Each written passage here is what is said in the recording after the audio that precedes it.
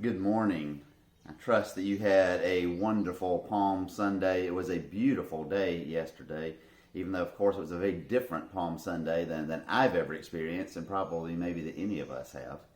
This morning I want to do a little bit of theology, though, with you. Now, I know when I was in seminary, my preaching professor said for us preachers to remember that only a preacher comes to church on Sunday morning burning with desire to know whatever happened to the Jebusites.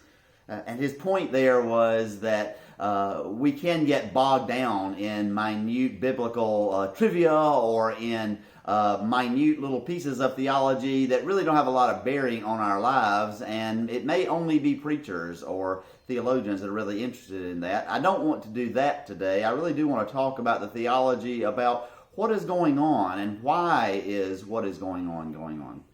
Partly I want to do that because last week I saw a report that a minister had said that the COVID-19 crisis is God's judgment on the United States because of homosexuality and environmentalism. And he said that just as God punished homosexuals and environmentalists in the Old Testament, God was punishing us now. And now that has, you can already tell, probably no relationship to either biblical trivia or to theology. Oftentimes we're told by pastors and others that the sin of Sodom and Gomorrah was homosexuality. But if we read that passage, we see that actually the sin is rape. They want to rape the angels who have come into the town, and it's not like the Supreme Court of Sodom and Gomorrah passed a same-sex marriage act or something. It was that these people were trying to rape other people. And where that pastor thought that God punishes environmentalists in the Old Testament, I'm just not sure, but I do not think that that is at all what is going on here. Earlier in the week as well, I saw that Time magazine interviewed N.T. Wright, who is a scholar and a theologian, a pastor, who I really respect a lot. And the headline that I'm sure that N.T. Wright didn't choose for the article said, "The New Testament offers no help for understanding the COVID-19 crisis." Now what it meant, or at least what N.T. Wright was trying to tell them was, if you are looking for easy answers, if you are looking for something that is going to be an easy answer, an easy response to what is going on, and some pastor gives it to you, well, it's God's judgment, or this, that, or the other, then likely that is not a good answer. It's not good theologically. It's not going to be good biblically.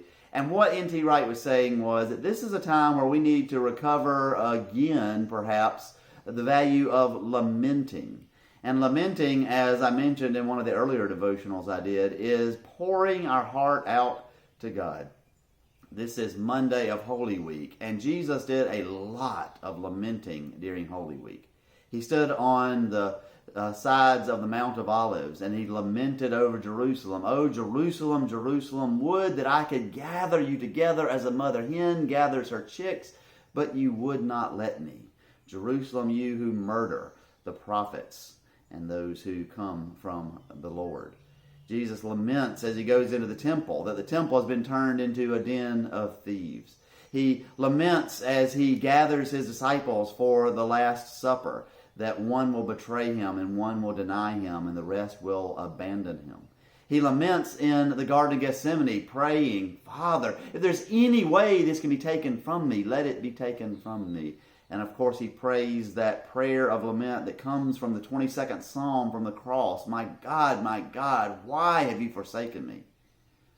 None of those laments have answers. They are us pouring out our raw emotion to God or to one another. And yet they also are so amazingly faithful, because they hold God to account, not to explain necessarily, even though we would like explanations, but to say, "I know, God, that you are here, and I know that you are acting, and I'm asking you to act in a way that I can see, act in a way that I can feel. Help me to be able to walk through the valley of the shadow of death by knowing that you are with me." And so I want to say to you on this Monday of Holy Week, if you need to do some lamenting, it's okay. And if you don't understand why this is happening, that's okay too. The best minds do not understand it either, at least not from a theological standpoint. Where is God in all of this? We're seeing God in small ways in all of this. I trust God is in this in really big ways as well. We may not be seeing that quite yet, but I trust that God is there as well. And as we go through Holy Week, I want to remind you of a wonderful quote that gets me through many times. Simone Weil said that the extreme greatness of Christianity is not that it seeks a supernatural remedy for suffering, but rather that it found a supernatural use for suffering. We see that happen on the cross, and that is the journey that we are making this week.